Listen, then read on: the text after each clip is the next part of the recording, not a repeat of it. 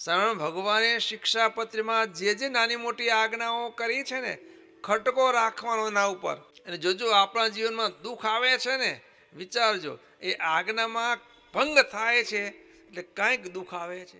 માટે હંમેશા સુખી રહેવું હોય તો શિક્ષાપત્રનું અનુસંધાન રાખવું.